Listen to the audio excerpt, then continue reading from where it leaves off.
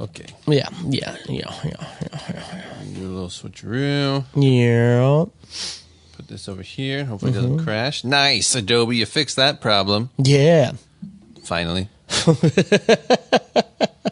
Okay. Updating my shit.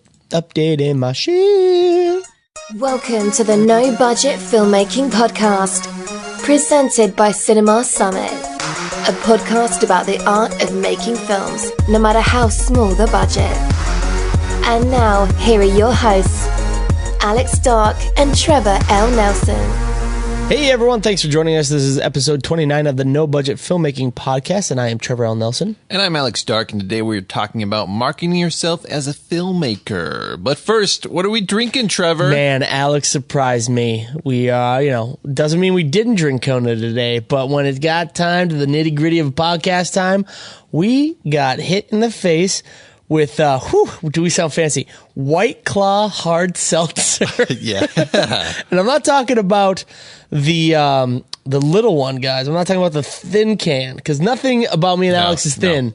Well, most things about me and Alex aren't thin. This is the Tolly. I'm actually going to take a picture of it. We'll put it up on there. Oh, yeah. Man, that's a tall boy. I'm going to put it right next to my monitor. It's got my Hive koozie on it. Mm-hmm. It's a half coos. Oh, a half coos. For the Tolly. Man, I'm going to cover There wasn't a lot of option at the store. I wanted like a hard alcohol.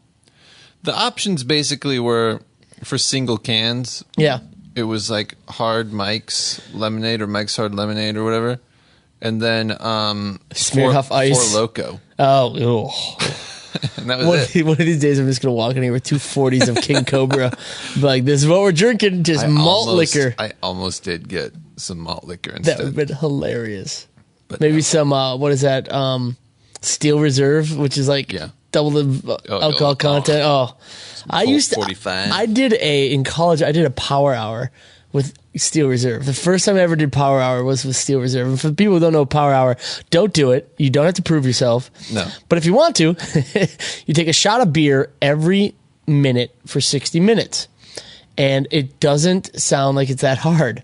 It doesn't, but it is. But actually, sometimes it's not. Sometimes Remember it's we not. did it one time and it was like, no problem. And we were like, let's go again. No, let's do the Century Club. Yeah, so the Century Club is where you do it for 100 minutes. Now, again, power hour, not that hard. Power hour Steel Reserve, kind of hard. Power hour that you do with Alex, and after 60 shots, you say, you know what, let's step it up a notch and do some of these shots as Jack Daniels instead of beer. And you, in 10 minutes, take 10 shots of Jack Daniels, and you end up waking up around a fire pit at 6 o'clock in the morning when everyone has left you and you're cold. That is not a good time to be doing the Power Hour Century Club. No. So, guys, you don't have to prove yourself. We've done it for you. We've done all the stupid things for you. Take our word for it. So let's start off with what's new, since we don't need to get into a long diatribe of how much alcoholics we are. Yeah. What is new? So the big thing, the announcement that we're still waiting on the big announcement. We are actually meeting with the gentleman tomorrow, and hoping that something can get worked out and we can announce it soon. That'd be sweet. That would be sweet. So keep your ears peeled for this totally ambiguous, unidentified flying update that's coming towards you. And make sure when we warn you that we're going to announce some huge news, you're not driving, because you'll be so excited for us that you'll just swerve. Because you know what? Our happiness means your happiness. So congrats. Yeah, exactly. Yeah. Yes. So we are still hoping for that. We got a meeting with the guy tomorrow.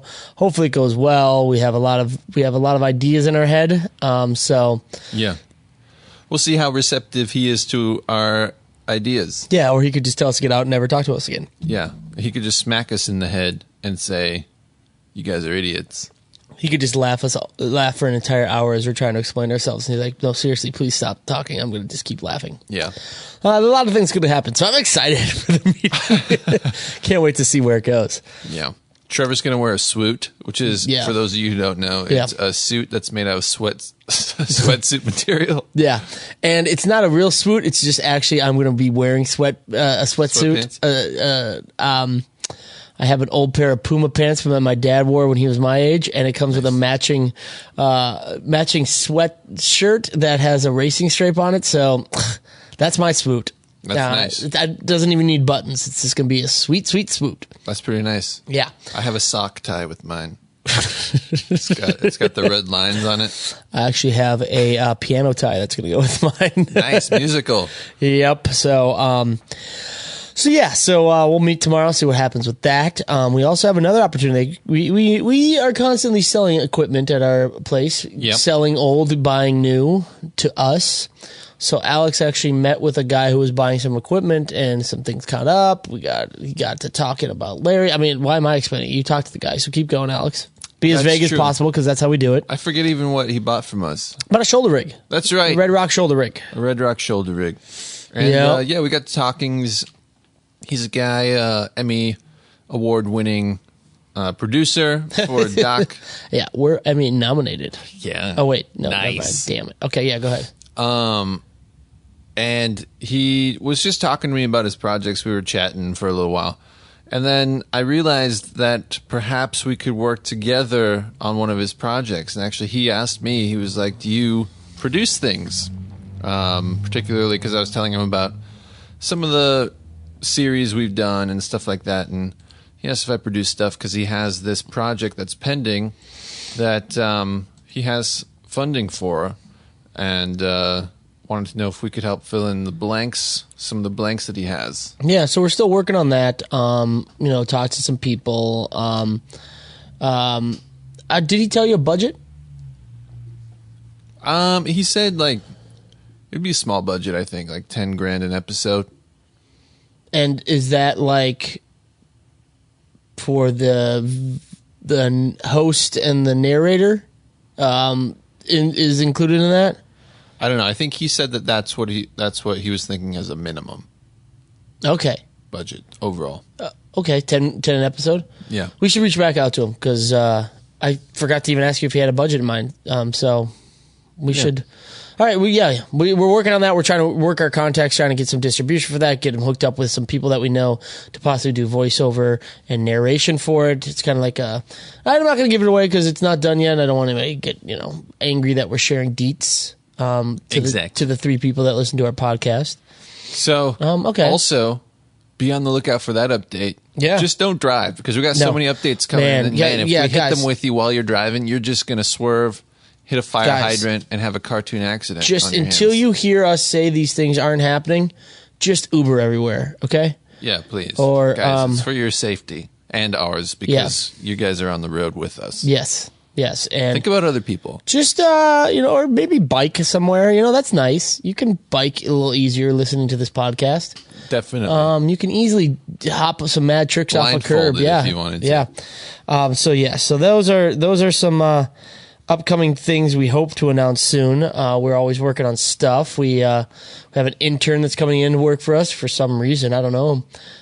Somebody trusted us to impart knowledge instead of us just imparting knowledge at our free will on a podcast. Someone's actually coming to visit us for our knowledge. Yeah. It's just shocking. It's the second intern we've had. Yeah. So we got him. His name is Ruben. Maybe we'll have him on the podcast to talk about his filmmaking start to his career. There we go. We'll see about that. So we have a lot of upcoming hopefully good announcements. I don't know. Yeah. We'll see. Another announcement that we have. Yes. We redesigned the website today. So if you go to nobudgetfilmmaking.com, you will see a brand spanking new website. What? It's true. Yeah. It's true. Check it out. Try it. Do it, guys. Just type it. See what happens. Just type it. Just go ahead. Type it. You know you want to. Go ahead. Type it. Type it. Type it. Type it. I think that's about it. Yeah, that's about it. I mean, it's kind of these things is like we have ongoing projects like Larry's YouTube page that we're taking over and working on that. And that takes a lot of time because Larry is always filming. And at the same time, we got these projects that we're working on that we can't announce yet. But if they turn out, then big changes will be coming. That'd be sweet. That would be sweet. So yeah, that's kind of the new stuff with us. Not too exciting. Teasing you guys a lot. Such a tease, Trevor. I try. Hold on, I'm going to drink a little bit more of my hard seltzer. Nice.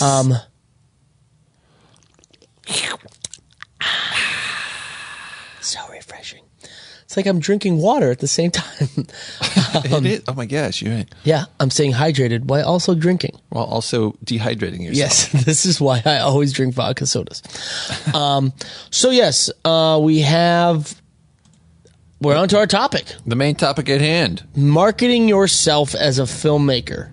Yeah. We've talked a lot about how to raise money, how to distribute, blah, blah, blah, liggity, laggity, blah, blah, blah, doing freelance gigs and all that. But the biggest thing is, how do you get those gigs? Yeah, how do you present yourself as a filmmaker in this day and age?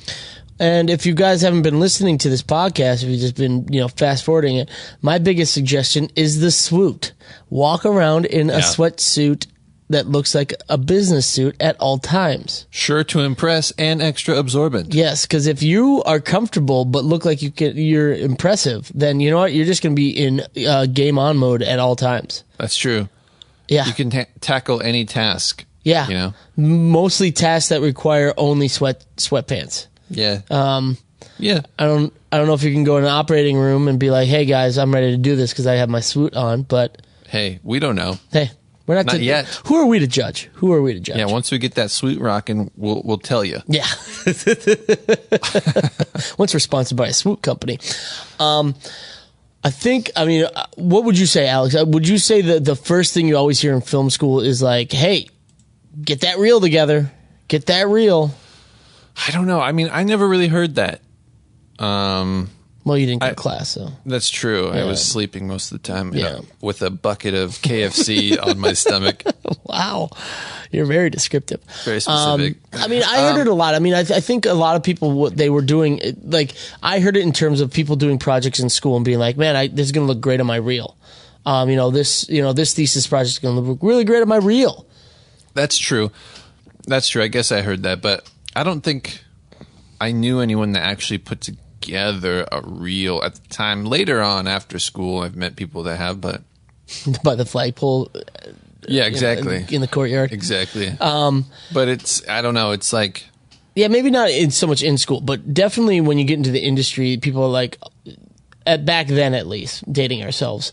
A lot of people were like, "Hey, let me check out your reel." See, the way I heard it mostly was like, instead of saying, "Oh, this thesis project is going to look great on my reel," it's like, "Oh, this thesis is going to be great to show people as my reel." Because, that's really like, at that point, if you made a thesis and it was like really good, that was the only good thing that you've made. That you spent all your time and money on. So you didn't really have a reel. You had a project, which to me is fine. Yeah. Yeah, I think today I still know people who put together reels. Sure. It's also like title dependent. Like I think depending on what aspect of the film industry you're going for, reels are more useful. I think if you're an editor, even though I don't understand editing reels, but I've heard a lot of people ask for them. And also a cinematographer, I feel like, is really the ideal person to have a reel because it's about visuals, the imagery, and like you can put it to music and make it all cool, and you don't have to worry about dialogue and stuff and matching. But it's just like showing all the coolest stuff that you've ever shot. Like, that works. I think we were talking about this with our intern today, and we actually showed him our company reel and realized that we hadn't updated it in 6 years because 6 years because this day and age. People don't really ask for reels as much as I'd say people make reels more than people ask for reels. Because Alex brought up a good point to our intern. I'm going to really hammer home that we have an intern. Alex brought up to our intern that we have, if you're if you've done a lot of horror stuff and you're trying to do a drama, your reel of horror isn't really going to do you any good. They're going to be like, "Oh, well, okay, we'll keep you in mind for horror stuff." Yeah, I just have this theory, it's long-standing theory, that people aren't really as creative as they think they are at like thinking outside of what's in front of them. So if you hand them a comedy reel of good directing work, I don't think people can make the leap to say, "Oh, this person can direct drama." I just don't think that will happen because there are going to be inevitably dozens, if not hundreds of other people sending them a reel that has a lot of what they're looking for on it. So, you're just fighting an uphill battle at that point. You might as well, in my opinion, it's not worth it to send that. You should just pick out projects that actually fit, like the best projects you have that are the best fit comparatively to what they're trying to do, and you just send them those. Yeah, and that brings us to our next kind of way to market yourself, and that's a website. And me and Alex are leaning more and more towards,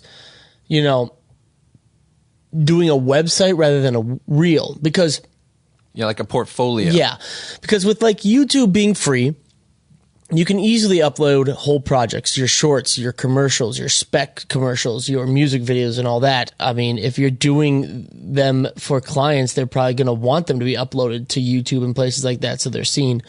And you can give people kind of like a better overview of everything you're capable of, especially if you're a director, because you can go do whole scenes.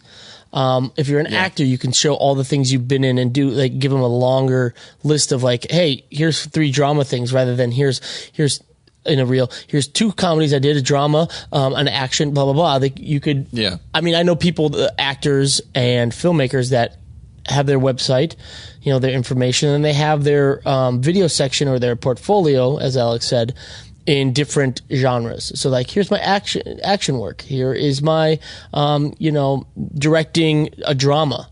Yeah. Here's some examples of that. Not only genres, but types of projects. So if you have like music videos, commercials, films, you can break it up that way as well.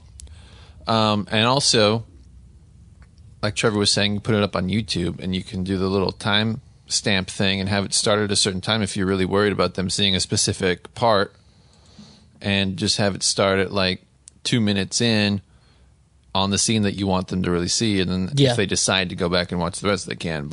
And as you're building up your portfolio and as you're building up your name and your experience, it's a lot easier just to add another video onto your website than it is to go back and re-edit your reel, especially because as your projects get bigger and bigger, you're going to have all these videos all over the place that you then compile into your reel. And if you want to go back in and change something and you don't have that file, you're screwed.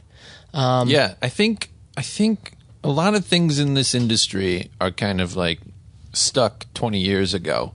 Yeah. The reel to me is something that made sense back in the day when the internet didn't exist. and back before the internet was free. Kind of YouTube was free. And back before it was really easy to stream video, it's like. But there is some good things about the old days. Cause tell them about your idea when you were trying to be an actor that you had, which I thought was freaking fantastic, and I would have loved for you to do it. This was while the internet existed, and that's why I think it would have worked out better. But it would have been great. It was back in the day when people were sending out maybe like DVDs still or thumb drives, but they still had like the YouTube stuff, and that kind of video hosting was still kind of early on, but people were still doing it, at the beginning stages. I thought, how cool would it be to send an agent or a producer, a mysterious box. So a bomb. That they open. Talk about this day and age. And it has like a 13-inch TV VCR combo with a VHS tape in it and a little sticky note on the screen that says, "Play me. Do you want to play a game, agent?" Exactly. And then Jigsaw comes out and Alex gets the role. And then they would watch the worst reel of their entire life. You must watch this reel before the key that is unlocked your daughter to a radiator is revealed. I can't watch it again. I've heard about this. Throw up. Yeah, I mean, so that has kind of gone the way of the dinosaur, as they say. People really send out, or they definitely don't send out reels anymore. They don't send out physical copies of the reels. No. And, as you get more and more experience and a bigger portfolio, you're going to send out just specific projects. Like, it's funny, like, once you shoot a feature film, you're probably just going to show people your feature film because, as Alex had said earlier this evening, is like, that shows you can complete something. Like, rather than a short where it's like, I can get people together for a weekend.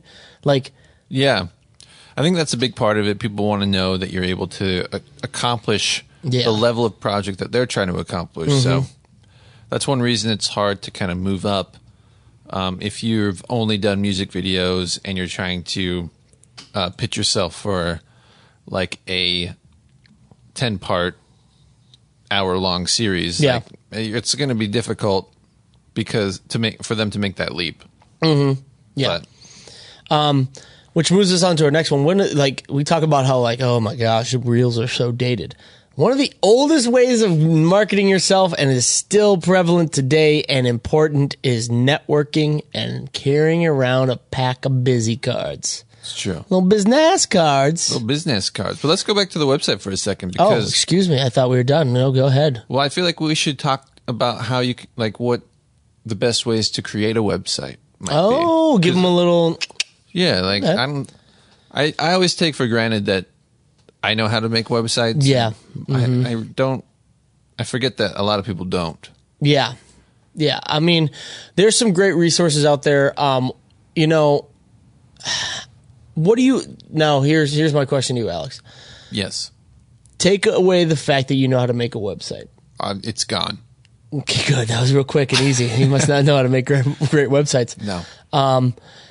Now, somebody is let's just say they are a director, Yeah. and you're putting a project together as a producer, and they come with a business card, Sure. or they send you an email, Yeah. and their web address is wix.name.com or blah.wix.com or something that is like, obviously that's a free web service building thing that doesn't, Yeah. Are you looking at them differently? Are you like being like, oh, is that a knock against them, I would say? This is me not having any web experience. Yeah, like, I mean, It's hard for me to say because I do have web experience, and yes, that bothers me. But I think go back to your acting days and like, I think it probably wouldn't matter to most people. yeah, especially when it comes to actors, I don't think it matters No, to me, but I do think there are certain ones that really stand out more so than others. I think Wix is one of them. Mm-hmm. Not only because of the domain, but because they have a little tag that doesn't go away. That's like a little Wix advertisement. yeah, In the corner. So that kind of thing really bothers me. But if it was without that, so for example, it's not free, but if you're a filmmaker and you already happen to have like the Adobe Creative Cloud, Adobe has something that lets you put together a portfolio. yeah, It's called Behance, and it's like a little network of templates, portfolios and stuff, basically. Yeah. So it's not only a place to put your stuff up, but it's also a place to discover other people's stuff. So it's like yeah, it's specifically for like creative photographers, designers, filmmakers and stuff. So in that way, I would tend to lean towards like, oh, that being a cool thing, maybe, versus Wix, which is just Okay. like a free thing with the advertisement. yeah. on it. And there are a lot of like, the ideal thing is to buy the domain of your name. Trevor Nelson was unavailable because he is he's a DJ in England. Yeah. Trevor Nelson is not available, and that's one of the reasons I went professionally as Trevor L. Nelson. Nice. Now, I don't have really anything on my website. I just have the email address. But, because I usually push Gilded Cinema because we kind of do everything together and we're like a one-stop shop kind of thing. If I was going to get more and more into independent stuff, I would build that up. But, I mean, one thing you can do is you can go to GoDaddy, buy a domain, buy johnsmithfilmmaker.com or Wow, historical. yeah. I make historical Mormon films in 4K. It's all Pocahontas remakes. Oh wow, you're going that John Smith. Okay, somebody's watching Disney. It's pretty easy to buy a domain these days and put up a WordPress site and then be able to get a template that is easily done for you. Yeah. And at the same time, in this day and age, you probably have a friend who can do a pretty simple website. Yeah, And- and I think, WordPress is a great resource for people. They also have a free version, Yep. WordPress.org or whatever. And they have a lot of templates. They have free templates, and then you can go on a place like ThemeForest and find premium templates. Yeah, pay for that. I mean, The cool it's not thing that much. And after you do it once, you'll know how to do it forever, basically. That's a good call. And Yep. you just kind of like, and then you can go and pick different themes and make it look however you want. So if you're like, oh, I'm making a company website, and you make it and in WordPress, and then all of a sudden you're like, oh, I'm making a film, and I want to make like a blah blah blah movie.com website specifically for this one movie, and then you can easily go get a different template and make a website for that. And so then it becomes like something that you can do over and over again for whatever you're doing, and it's like another asset that you have. To me, that's like the best way to go, Yeah, I mean, just because it has the most flexibility and it's repeatable, and yeah. I don't know.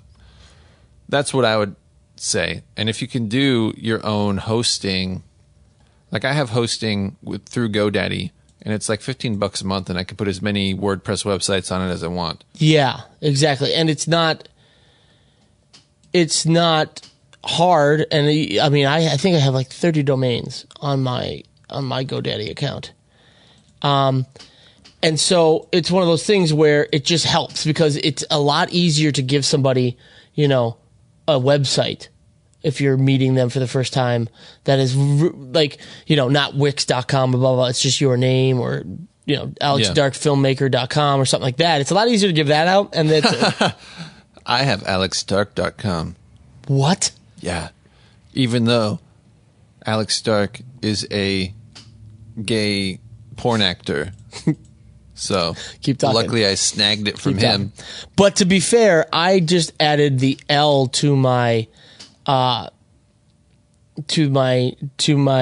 name, my professional name. You just made up a whole new last name. So I still don't think you can be like, if you were using your real name, Yeah. plus the .com, then I'd be like, good job, man. You got your real name. Your the name you go That'd be by. a tough one. Yeah, There's because tons of them.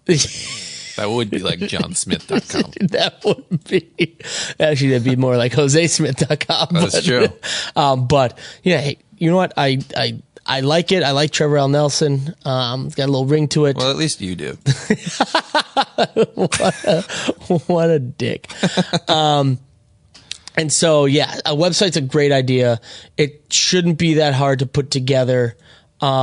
Somebody should be able to help you if you can't do it yourself. And, just play around with it, and you can easily add videos to it. And again, once you add videos to it, it's a lot easier than a reel to keep it updated. You do a new video on YouTube, you put the link there, you're good to go. Yeah, you create a new post, it pops up automatically on your front page or whatever. Exactly. It's categorized. You can like sort through it or whatever. It's all automated. done. Yeah. So, I mean, you tell me, Alex, is there anything else you'd like to talk about websites since you went back and back and back and cut me off and all that? No, I think that's pretty good. No, Now we can move on to networking. You didn't talk about Squarespace.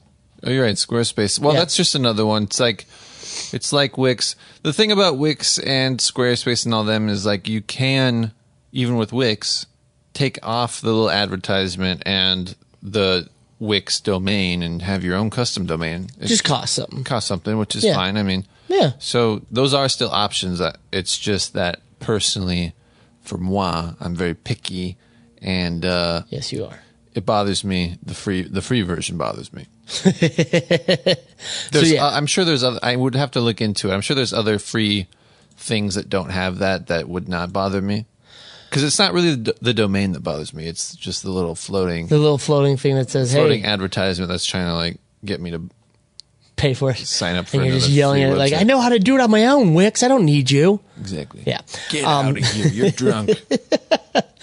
So back to business cards, and this is an easy way to do it. If you have a website, it makes it even better. This is just such a quick and easy way, and you'll run into this every time you go to like a networking event, or you go to a screening, or you go to a film festival or a film market. Everyone will say, "Hey, do you have a business card?" Yes, and I'm terrible at carrying my business card on me. I'm so horrible at it. I don't even know where mine are. Where No, there they are. Even in places where I should expect people to ask for them. Yeah. I'm just the worst. I know. I It's because, like, yeah, I am the worst at it. I just literally never remember to bring them. Yeah. Because, I mean, it's also because I'm just like, who wants my business card and all that? Who still does business cards? And then, without fail, someone People says, ask for it. hey, do you have a business card? I'm like, I do. It's at home. If you'd like to follow me back to my house, I'll be, oh, sorry. No, where are you going? No, we're cool. Yeah, so. Yeah. Let me write it on your arm. Then you can take a picture. Then you can tattoo it forever. Yeah, I mean, business cards are still relevant. They are. I mean, they still sell business card scanners where you can just scan a business card and it will bring it into your computer. It's not a bad idea because I collect business cards and then lose them immediately. Luckily, I have the most important business cards that we've collected in the back of my other business cards, Nice. which means that when I bring this thing to some event to hand out business cards, I will lose them. You'll and will be. accidentally hand out other people's Yeah. business cards. Let's see. I am. What a great idea. Concha Diaz Ferrer. Nice. Oh no! Wait, no, that's not me. Oh, yep, no. See, failed. Mm-hmm. So yeah, I mean, I still have it. Back when I was doing distribution, I had a little book yeah, I remember for that. business cards. I remember that thing. Little plastic Sleeves. Slide your business card collection in it. Yeah. Almost like a sweet little binder of magic cards, nerd. Yeah, it was like a photo album for business cards. Could look at it whenever I wanted to, pull it out of my hope chest. Think you were so important because you had so many business cards. Yep, it was pretty nice. Yeah. But in terms of making business cards, so there's obviously a lot of companies you can go through. Vistaprint, I think, don't they do free business cards? But it's kind of the same thing as Wix because on the back it says Vistaprint.com. Yeah, but even then, I mean, they may not do free. I mean, there's overnight prints as well, but they do like first 200 for $10. Yeah. And they have a template that you can fill out. I mean, again, you can go into detail, make your own business card, and it will Design be all it and unique that and all kind of that. Or you can just go in there and build your own on their website, and they'll do it.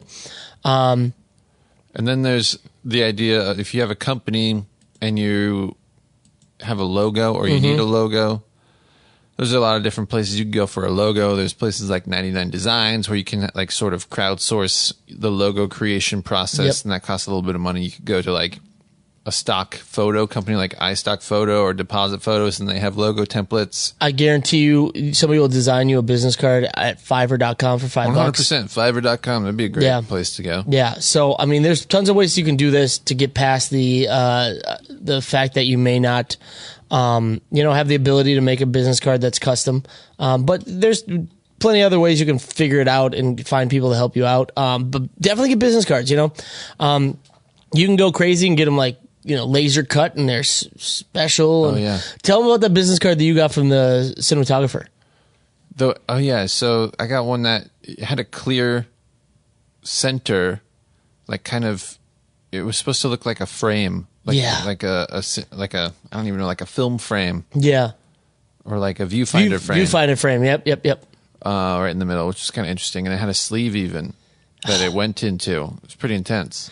I mean, hats off to that woman who did that. We haven't hired her for anything, but we don't hire anyone. Yeah, we keep bringing it up every time we talk about business cards, which is once a year on a podcast. I got a metal business card once, which I thought was pretty intense. Dude, that is like not only to carry, but also for me, but for that guy who has like a stack of them. Yeah. Imagine him going to through a metal detector on his way to a conference. Boop. Yep. Just done. Sir, put down the blade. It's my business card. Would you like one? No. Take him down. Just got throwing stars. I'm a stunt coordinator and a ninja. No. So yeah, I mean, like reels may go the way of bye-bye, but I still think people want a business card. There's still something nice about like holding on to that thing and collecting them. Yeah, until they make like an app that everyone has that you can just like touch the tips of your phones together. I think Boop. I think business cards will still exist. Yeah, but seeing how companies decide if they want to do Android or iOS first, not going to happen. Nobody. There's never going to be an app that everyone has on their phone. That's what I'm saying. Yeah, everyone has to have it, otherwise it's pointless. Yeah, exactly. But like, hey, I'll just tap your phone with my Do you have tip? Can we touch tips? I mean, Samsung had that for a while. It was the bump feature. I know. Where you like share contacts, but it's like everyone has to have the same phone. It's like know, this that's does the nothing. stupidest thing. This does nothing for me except it gives me an excuse to boink your phone. Boink. Boink. So yeah, I mean, business cards are still important. Once they get the tip app, they may not be, but they still are. They still are. Yeah. Anything else? I just want to be. I'm afraid that I'm going to jump the gun again because I jumped the gun on moving away from websites. Yeah. Well, let's talk about different types. Have we talked about this before? Different What's types that? of like networking events you can find and go to. Yeah, I mean, there are.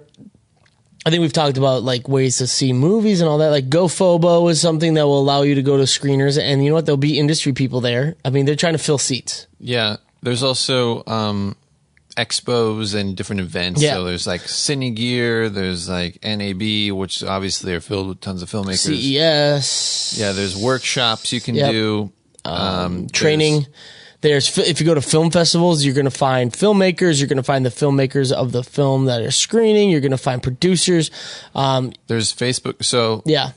I'm part of a secret group Bah. that has a Facebook group, and they have it broken up. They have a main Facebook group, and then they have separate ones for different areas. So like Los Angeles, New York, Chicago, blah blah blah. And they organize like meetups in the area with like That's pretty cool. free events. Nice. Some of them are paid events, but like different sort of training things, but also just like mixers and get-togethers. Is that an invite only? Just in the group only. I don't think if I shared it with everyone in the world, I don't think they would know or care. All right, But, yeah. give a shout out so maybe other people enjoyed it. What's it called? Oh yeah, it's Shane's Inner Circle. Yeah, there you go. So if you know Shane Hurlbut, he has a cinematography membership, Yep. and it's pretty good. And they do have different meetups and stuff that you can do with Yeah. other cinematographers. So yeah, so that's one way to kind of digitally, if you can't be there, you can still talk to people. There's tons of Facebook groups. There's message boards. There's forums. There's screenings of cult movies that everyone likes that filmmakers go to and DPs go to and editors go to. So anytime there's a film event, just bring a stack of business cards. Yeah. And check it out. And if you start talking to somebody, even if you go to a party, like I was at my friend's birthday party and I met two composers I had never met before, but they gave me their business card. I checked up their music. Pretty good. That composer would definitely be somebody we hire. And I would actually consider hiring them. They did some good stuff. Yeah. And like that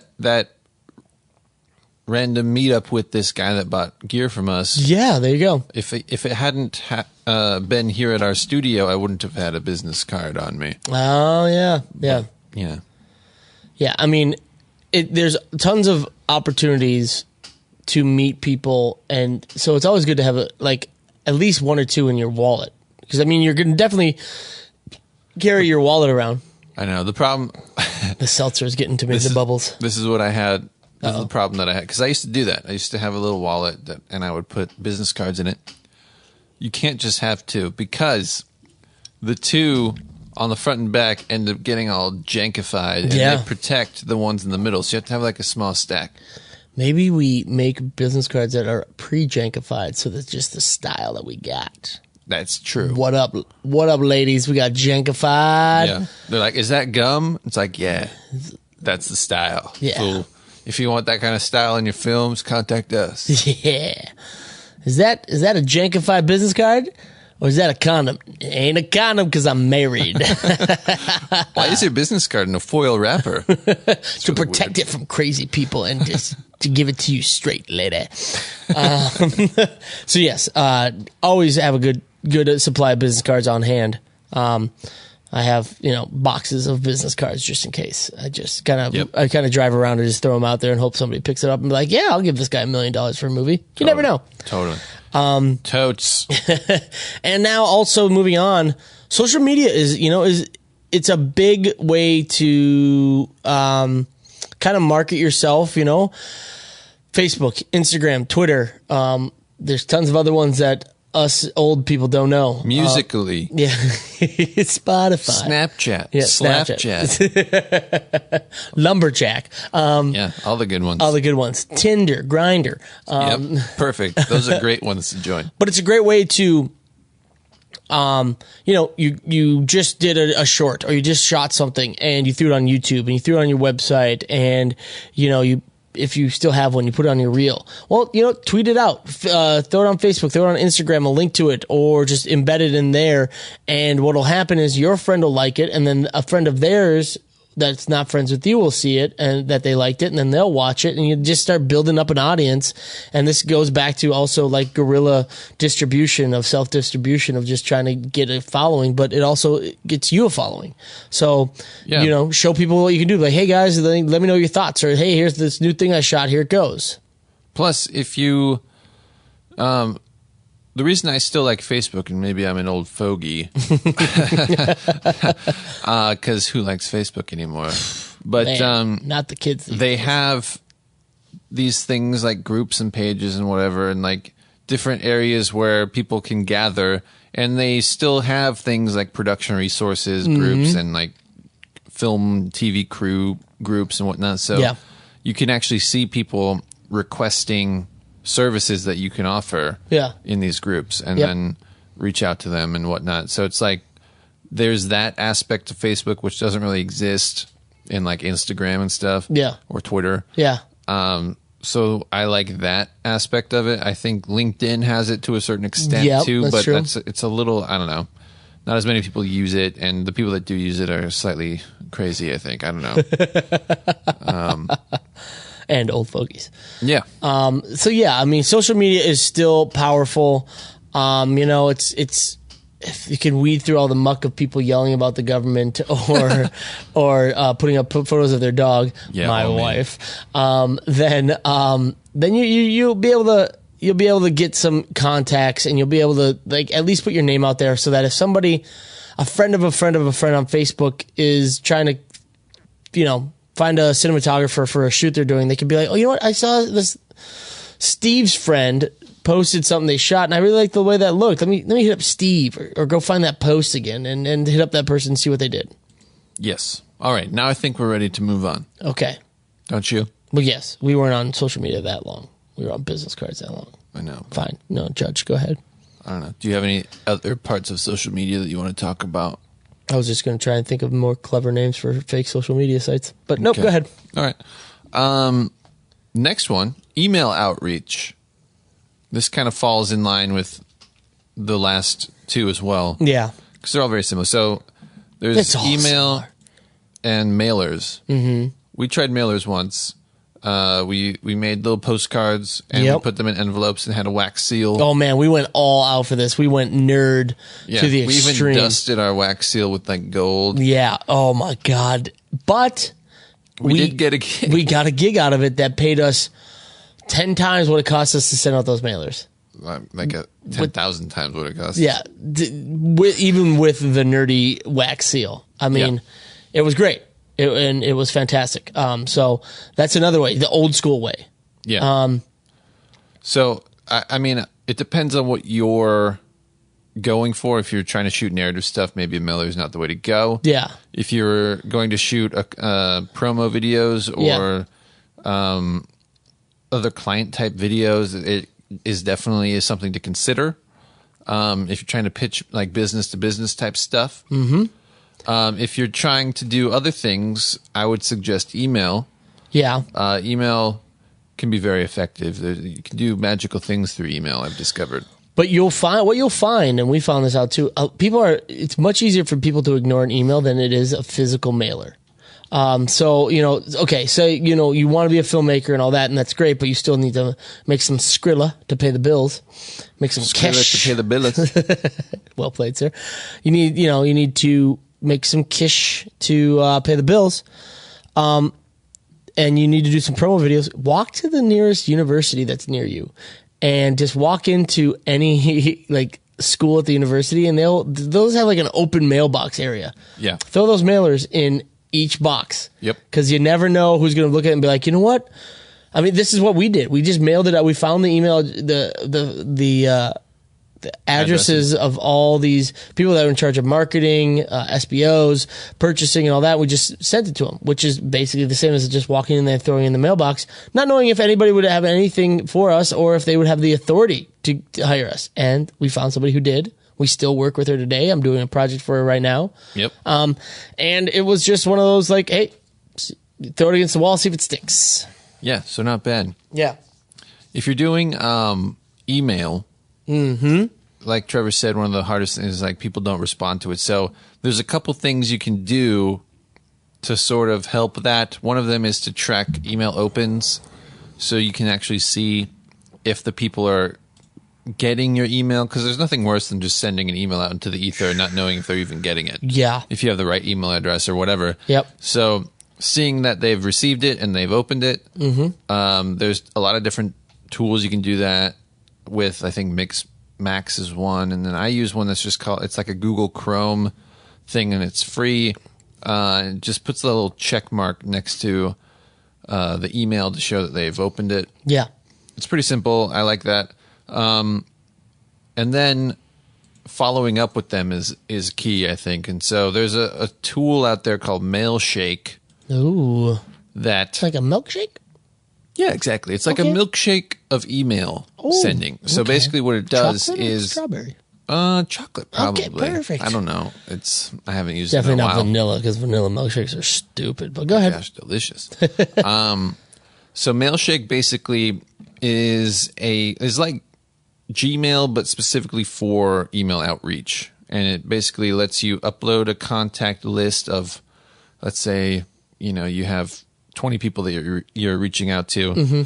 It'll load their email address. You can choose an email template to start from. Sweet. And then it will pull up all 10 emails on one screen, and you just go down the list and customize it for each individual person. It's not bad. You schedule it to be sent whenever you want it to be sent. So if you know that like certain times of the day, people tend to open emails more often, you can schedule it for then. And then it also allows you to create follow-up emails that will send automatically if they don't open it, and then email follow-ups if they do open it but don't respond. So Man. all these types of things that will just like automatically happen. You have to set it up once, and then for all these 20 people, it'll automatically happen and follow up with them. That's awesome. And that's it's not very expensive. I think it's like $10 a month, That's not bad at all. something like that. And again, if you're doing this for the like promo, trying to make some money angle, $10 a month, you get 1 gig. That pays for it right there. Boom. Done and done. And so the last one that we have on here is job boards. Which, You know what? Old school, but still work. Yeah, and there's a couple film industry job boards out there. Mandy is one, Mandy.com. Staff Me Up, entertainmentcareers.net, Production Hub. Production Hub.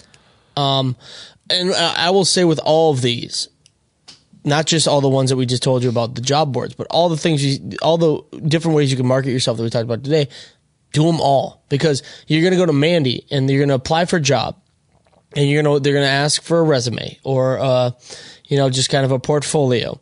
And you got to have a website that you can send them to see all your stuff.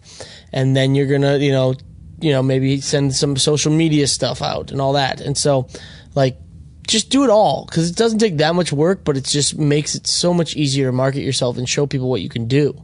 Mandy you get emails. It's a paid service. Yeah. You get daily emails based on what your skills are. You create a profile with your resume uploaded and all that kind of stuff, and then you submit for it. You write a cover letter. Yeah.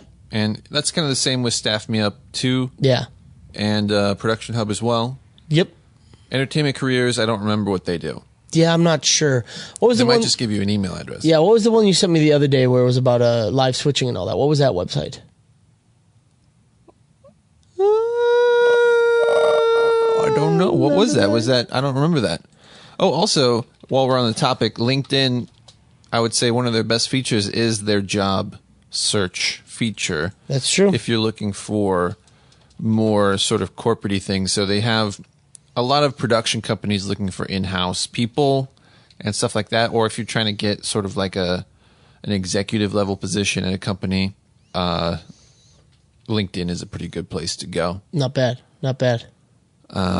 Yeah, I don't pay for the premium LinkedIn, so I'm not really in depth onto what the possibilities LinkedIn has, but I mean, it's pretty good. And they have different, I mean, it's kind of expensive to pay for their premium stuff. It's like $65 a month or something. Or maybe it's 45. It depends. They have different levels, but certain things that it does is it'll allow you to put your application at the top of the pile, because people that without the premium can still apply to stuff. But with the premium, yours gets on the top of the stack or whatever. So get as big of an advantage as you can get. I feel like they almost guarantee that they'll see it or something like that. So, well, all right then. It's pretty nice. All right. But like I said, it's limited. If you're looking for crew gigs, it's not really the place to go. You know, if you're looking for like a freelance one-time off crew gig. But if you're looking, if you want to get like a job at a production company as like the in-house video person for their social media campaigns or whatever, like you can find a lot of that. Yeah, and I just want to warn you that Mandy definitely, people put it up there for some ridiculous low prices, so be wary. Yeah, and then, I guess we have to mention Craigslist now that you mentioned low prices. Yeah, oh my God. I'll do it for credit. There's some gems on there, though. You have to dig through a lot of crap is the thing. Yeah. I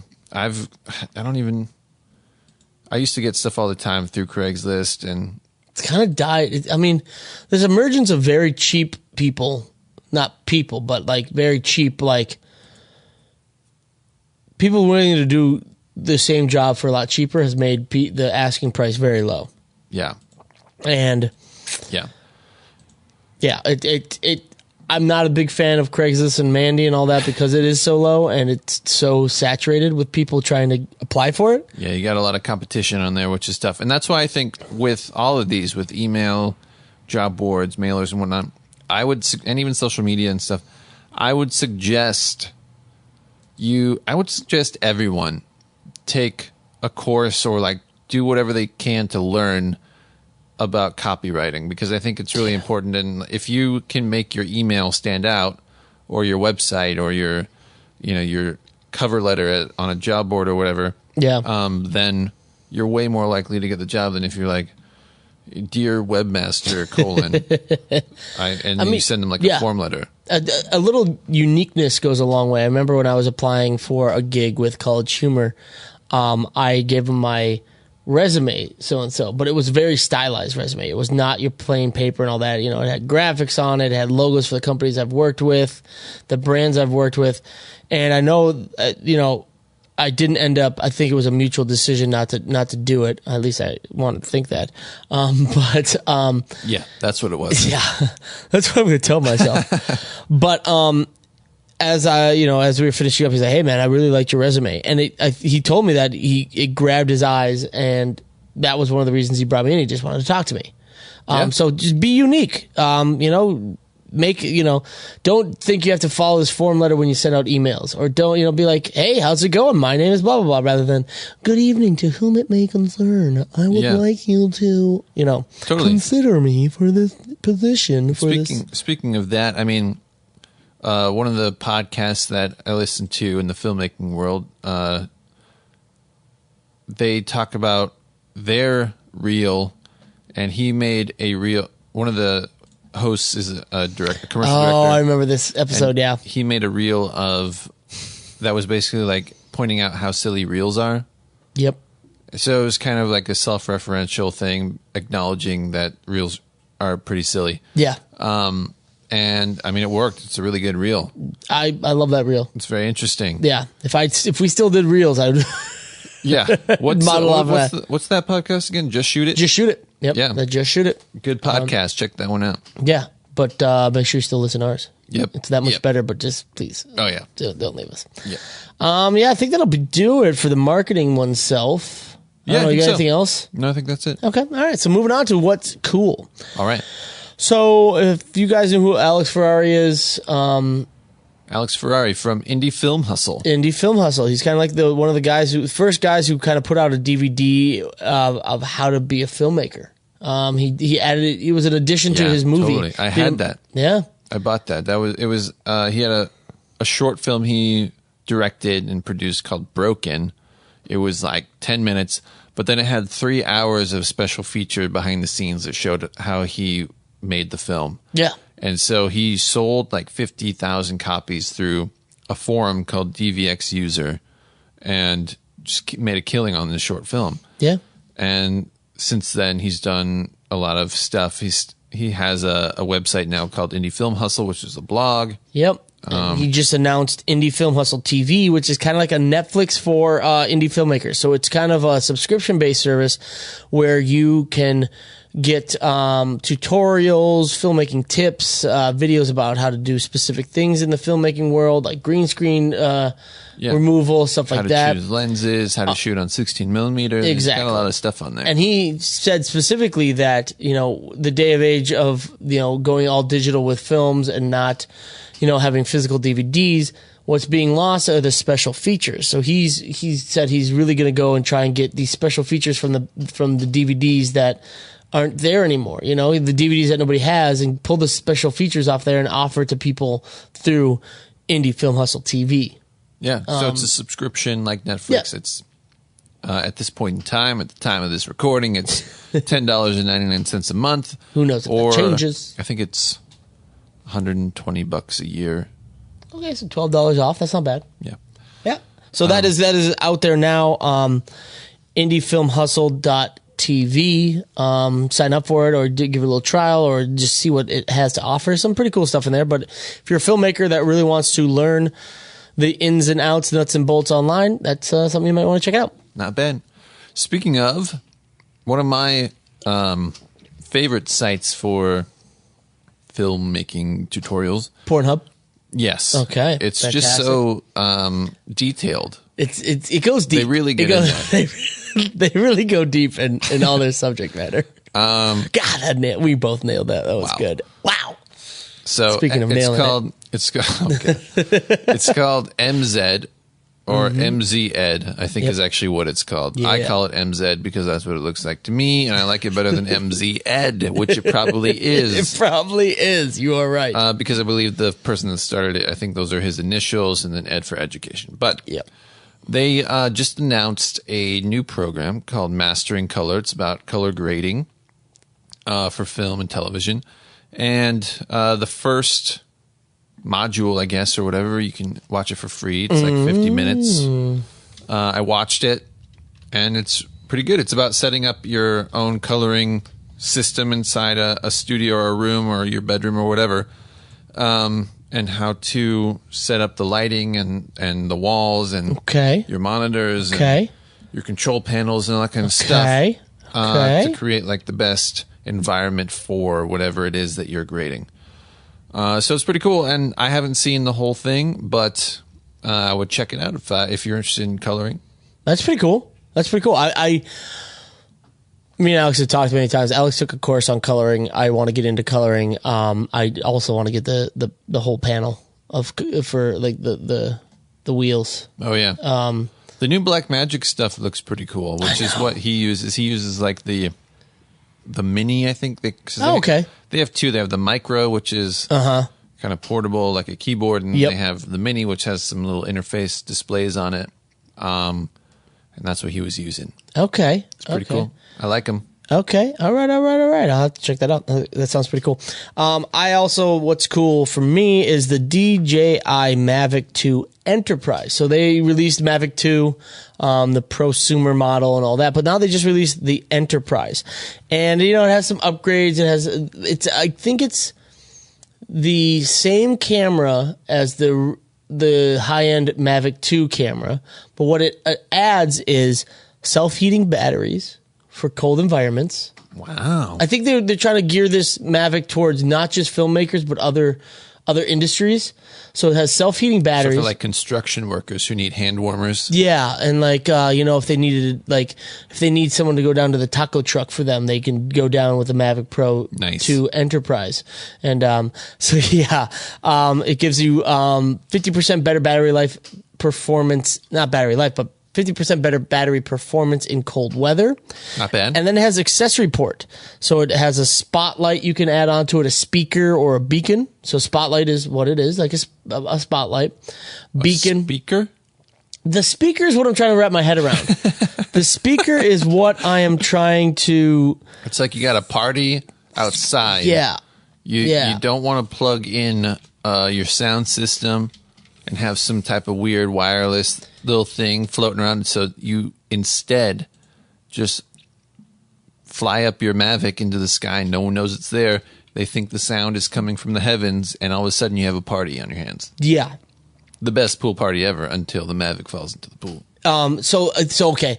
So I just did a little real quick thing. They are doing this towards other industries because what they're saying is that a maximum projection of 100 decibels at 3.2 feet or a meter. Okay. So pretty loud at a meter. Okay. And lets pilots play up to 10 custom voice recordings on demand, providing a communications channel to nearby individuals, which can be critical during life-saving emergency operations. So they're pushing this out into like emergency, like, oh, I can see where these people are. I can do a search and rescue with this. I see. And so that's what the spotlight's for. So you can It's like search. a high-tech string phone. So like if you and your very neighbor, expensive. if you and your neighbor are friends, Yeah. and you want to communicate, You just fly your send Mavic your too. drone over, and at 100 decibels, shout at him. Yeah. Or Hey, her. man, what are you doing? I just had some pizza. It was delicious. Over. And then it also has an accessory, a beacon, so that if it gets too far away, at Makes night, bacon, which is nice. yeah, you can it smell it. with the heated batteries. You put the bacon on the heated batteries, and it makes bacon. No, so the beacon will flash, so you can make sure you know where it is at night. Nice. Yeah, so that's the Mavic 2 I like that they call it Enterprise. Enterprise. I know. When I think of Enterprise, I always think of either Star Trek Yeah, of course. I would hope so. or like a more expensive thing for like giant companies. So I guess that makes sense. That's what Yeah. they're going for. It's like these Yeah. they're looking to sell us to the US government. So probably something like that. I like the fact that one of their promotional videos is a guy sitting at like an old wooden fence, which reminds me of the SNL skit of George Bush down at his ranch. The guy looks like a younger version of George Bush. So yes, Excellent. Mavic 2 Enterprise. What else you got? Nice, What else you got? What else? All right. So what I found was the Lumu Power 2, Okay. which What is that? the Lumu Power came out a while ago. It was a Kickstarter for a light meter and color meter dongle that you stick into your iPhone, Okay. and it turns your iPhone into a light meter, color meter. And Pretty cool. It's pretty cool. It had some limitations and whatnot, so they updated it. They listened to people's requests, and now it has a few more features, Okay. such as the ability to use volume buttons as a way to take a reading. So instead of having to tap and touch the That's actual pretty cool. screen, you can just click the button. I actually really like that. That's a cool idea. Yeah, and it has built-in gels. Okay. You can set ND on it, and I think it's supposed to be a little bit more accurate when it comes to the color readings, That's pretty cool. which is nice. So it's a brand new dongle. It's not just a software upgrade. Right, and I think it uses Thunderbolt 3, Oh, so okay. it's for the newer stuff. For the newer shit. That's cool. That's cool. My last one is it's called it's not called the Panasonic is releasing its first 8K organic sensor camera. But why? Why though? Why? Well, what they did is this is the first organic sensor in an 8K camera. And I know you're all wondering, what does that mean? Well, It's made of leaves. yeah, photosynthesizes. What it is it has two layers. One is an organic photoconductive film, which kind of captures the image. And then the other is a separate circuit. And because they're separate and one's organic, on the separate circuit, they're able to put in noise reduction. And so it promises a global shutter, which is huge, so you don't get the jello effect. And then it also has a wider dynamic range because it's able to reduce that noise with that second layer. It's very interesting. Are they gearing this more towards broadcast? I would say so because it almost looks like the body of a Red with a lens attached to it, and then it is connected to a rack-mounted system. A rack-mounted system. Yeah. So it is. I mean, I think it's probably a beginning proof of concept kind of thing, and then they're going to build it out. But right now, it's this kind of rack-mounted system that kind of almost looks like an old school VCR kind of look. That's how big it is, and then it's cable connected to the actual sensor and lens. Interesting. Yeah.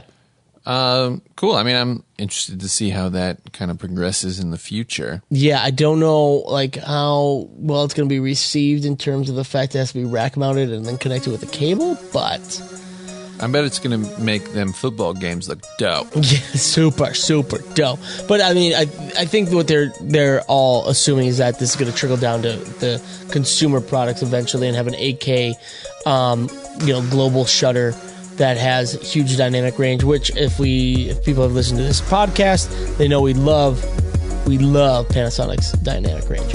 We do, but we also don't need no 8K. No, we do not need 8K because that will just destroy our editing computers. I know. All right, I think that's it. I think that'll do it for this episode. Sorry that was long-winded, guys, but we get so amped about marketing ourselves because this podcast is basically just marketing ourselves. Look at that. All right, that's going to do it for this episode. Thank you for joining us. You can get the show notes for this episode by visiting nobudgetfilmmaking.com/episode 29 with a new redesign. Wow. And don't forget to hop on over to iTunes and subscribe to our podcast. And while you're there, give us a 5-star rating if you feel so inclined. And if you have any filmmaking questions, ask away in the comments section, and we will try to answer them to the best of our knowledge. Also, like our Facebook page. Follow us on Instagram at Cinema Summit. And we'll catch you next time. Peace, guys. Later.